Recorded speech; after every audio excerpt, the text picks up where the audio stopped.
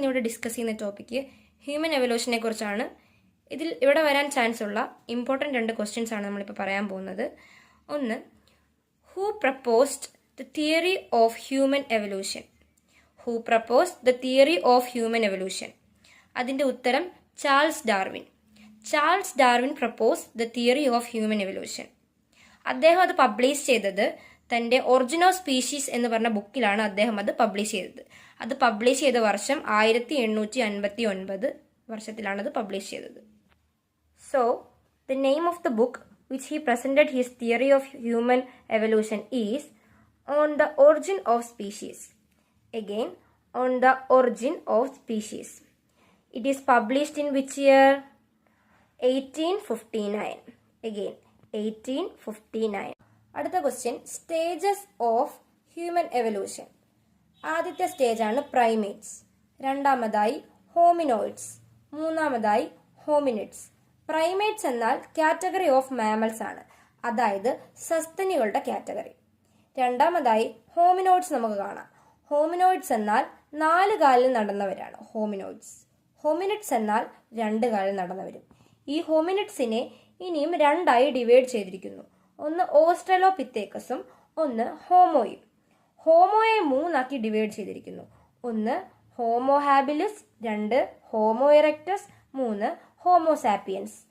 Homo habilis എന്നാൽ ഉപകരണങ്ങൾ നിർമ്മിക്കുന്നവരാണ് നമ്മൾ ഹോമോ ഹാബിലിസ് എന്ന് പറയുന്നത്. ഹോമോ ഇറക്ടസ് എന്നാൽ ആദ്യമായി നിവർന്ന് നടന്നവരെയാണ് നമ്മൾ ഹോമോ ഇറക്ടസ് എന്ന് പറയുന്നത്. ഹോമോ സാപ്പിയൻസ് എന്നാൽ ബുദ്ധിയോടെ ചിന്തിക്കുന്നവർ, ഇതിലേറ്റവും ബുദ്ധിയോടെ ചിന്തിക്കുന്നവരാണ്, അതായത് the wise or thinking man എന്നതാണ് ഹോമോ സാപ്പിയൻസ് എന്നതുകൊണ്ട് അർത്ഥമാക്കുന്നത്. നമുക്ക് ഇത്രയും പഠിച്ചതിൽ നിന്ന് റിലേറ്റഡ് ആയിട്ടുള്ള 2 ക്വസ്റ്റ്യൻസ് നോക്കാം. Okay, the first stage of human evolution. The first stage of human evolution എന്താണ്? First stage of human evolutions primates ആണ്. ഓക്കെ, നമുക്ക് നെക്സ്റ്റ് ക്വസ്റ്റ്യനിലേക്ക് പോവാം. ദ വൈസ് ഓർ തിങ്കിങ് മാനെ നമ്മൾ എന്താണ് പറയുന്നത്? The wise or thinking man എന്ന് പറയുന്നവരെ നമ്മൾ എന്താണ് പറയുന്നത്? Yes, it is homo sapiens. അടുത്ത ഒരു ക്വസ്റ്റ്യൻ എന്താണെന്ന് നോക്കാം. Stone age. സ്റ്റോൺ ഏജിനെ എത്രയായിട്ട് തിരിച്ചിരിക്കുന്നു? Stone age can be divided into 3 stages. Stone age can be divided into 3 stages. ഏതൊക്കെയാണ് നമുക്ക് നോക്കാം. Palaeolithic age, mesolithic age, neolithic age. അപ്പോൾ സ്റ്റോൺ ഏജിനെ എത്രയായിട്ട് തിരിച്ചിരിക്കുന്നു? Stone age can be divided into 3 തിരിച്ചിരിക്കുന്നു. അവ ഏതൊക്കെയാണ്? Palaeolithic age, mesolithic age and neolithic age. Palaeolithic age, mesolithic age, neolithic age. ഇനി നമുക്ക് ഈ സ്റ്റോൺ ഏജിന്റെ പ്രത്യേകതകളൊക്കെ, ആ ഒരു പീരീഡിന്റെ പ്രത്യേകതകൾ എന്തൊക്കെയാണ് നമുക്ക് ജസ്റ്റ് നോക്കാം. അതിനകത്ത് പാലിയോളിത്തിക് ഏജ് നമ്മൾ പഠിച്ചു. ആ പാലിയോളിത്തിക് ഏജിന്റെ പ്രത്യേകതകൾ എന്തൊക്കെയാണ്? അതായത് അതിന്റെ ഫസ്റ്റ് ഫേസ്, സ്റ്റോൺ ഏജിന്റെ ഫസ്റ്റ് ഫേസ്, ആദ്യ ഘട്ടം എന്ന് പറയുന്നത് പാലിയോളിത്തിക് ഏജ് ആണ്. അപ്പൊ സ്റ്റോൺ ഏജിന്റെ ആദ്യ ഘട്ടം എന്ന് പറയുന്നത് ഏതാണ്? പാലിയോളിത്തിക് ഏജ് ആണ്. അതുപോലെ തന്നെ ഈ പാലിയോളിത്തിക് ഏജിന്റെ പ്രത്യേകത എന്താ? അവര് റഫ് സ്റ്റോൺസ് ആണ് ഉപകരണങ്ങളായിട്ട് ഉപയോഗിച്ചിരുന്നത്. എന്താണ്? പരിക്കൻ കല്ലുകൾ, റഫ് സ്റ്റോൺസ് ആണ് അവർ ഉപകരണങ്ങളായിട്ടൊക്കെ ഉപയോഗിച്ചിരുന്നത്. പിന്നെ അവരുടെ ഉപജീവന മാർഗം എന്ന് പറയുന്നതാണ് ഗ്യാതറിങ്ങും ഹണ്ടിങ്ങും ഒക്കെയാണ്. എന്താണ്? വേട്ടയാടുക, വന്യമൃഗങ്ങളൊക്കെ വേട്ടയാടുക, ഫ്രൂട്ട്സ് ഒക്കെ ശേഖരിക്കുക, അങ്ങനെയൊക്കെയുള്ള ജോലിയായിരുന്നു അവർ ചെയ്തിരുന്നത്. അപ്പൊ ഗ്യാതറിങ് ആൻഡ് ഹണ്ടിങ് ആയിരുന്നു അവരുടെ പ്രധാന ഉപജീവന മാർഗം എന്ന് പറയുന്നത്. അപ്പം മനസ്സിലായല്ലോ. പാലിയോളിത്തിക് ഏജിന്റെ പ്രത്യേകതകൾ എന്തൊക്കെയാണെന്ന് ചോദിച്ചാൽ, സ്റ്റോൺ ഏജിന്റെ ഫസ്റ്റ് ഫേസ്, സ്റ്റോൺ ഏജിന്റെ ആദ്യഘട്ടം എന്ന് പറയുന്നത് എന്താണ്? പാലിയോളിത്തിക് ഏജ് ആണ്. പിന്നെന്താണ്? റഫ് സ്റ്റോൺസ് ആണ് അവര് ഉപകരണങ്ങൾ ഉണ്ടാക്കാൻ ഉപയോഗിച്ചത്. പരുക്കൻ കല്ലുകൾ, റഫ് സ്റ്റോൺസ് ആണ് അവർ ഉപയോഗിച്ചിരുന്നത്. പിന്നെ അവരുടെ ഉപജീവന മാർഗം എന്തായിരുന്നു? ഗ്യാതറിങ്ങും ഹണ്ടിങ്ങും ആയിരുന്നു അവരുടെ ഉപജീവന മാർഗം എന്ന് പറയുന്നത്. ഇനി അടുത്ത ഒരു സ്റ്റേജ് എന്താണ്? മെസോലിത്തിക് ഏജ് ആണ് അടുത്ത സ്റ്റേജ് എന്ന് പറയുന്നത്. എന്താണ് മെസോലിത്തിക്കിന്റെ പ്രത്യേകത? എന്താണ്? Used smaller fine stone tools. എന്താണ്? സൂക്ഷ്മശില ഉപകരണങ്ങളൊക്കെ ആണ് അവർ ഉപയോഗിച്ചിരുന്നത്.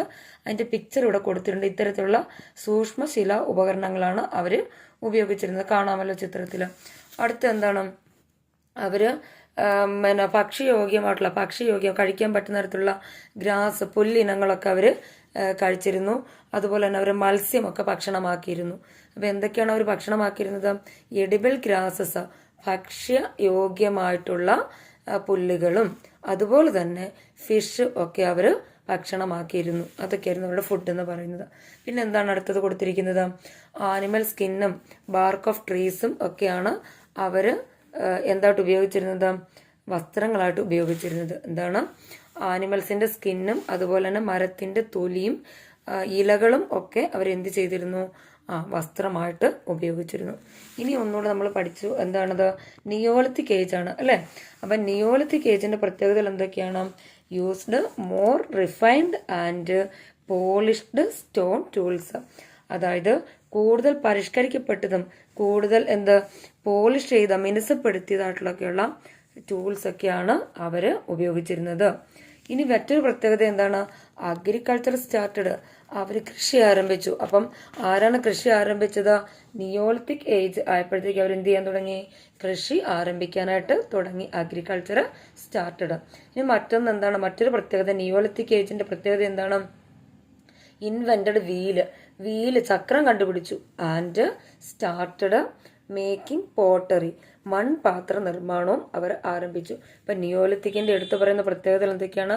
അവർ അഗ്രികൾച്ചർ സ്റ്റാർട്ട് ചെയ്തു. അതുപോലെ തന്നെ invented wheel and started making pottery, മൺപാത്ര നിർമ്മാണവും ആരംഭിച്ചു. അപ്പൊ നിയോളിത്തിക്കിന്റെ പ്രത്യേകത എന്തൊക്കെയാണെന്ന് അറിയാമല്ലോ. കൂടുതൽ പരിഷ്കരിക്കപ്പെട്ടത് അല്ലെങ്കിൽ പോളിഷ് ചെയ്തിട്ടുള്ള സ്റ്റോൺ ടൂൾസ് അവർ ഉപയോഗിച്ചു. പിന്നെ എന്താണ്? അഗ്രികൾച്ചർ അവർ സ്റ്റാർട്ട് ചെയ്തു. പിന്നെ വീലിന്റെ കണ്ടുപിടുത്തം, ചക്രത്തിന്റെ കണ്ടുപിടുത്തം. മറ്റൊന്നെന്താണ്? പോട്ടറി മേക്കിംഗ് അവർ ആരംഭിച്ചു. അപ്പൊ ഈ 3 പ്രത്യേകമായിട്ട് പഠിക്കുക. പാലിയോളിത്തിക് ഏജിന്റെ പ്രത്യേകത എന്താണ്? മെസോളിത്തിക്കിന്റെ പ്രത്യേകത എന്താണ്? നിയോളിത്തിക്കിന്റെ പ്രത്യേകത എന്താണ്? ഈ 3 പഠിക്കുക.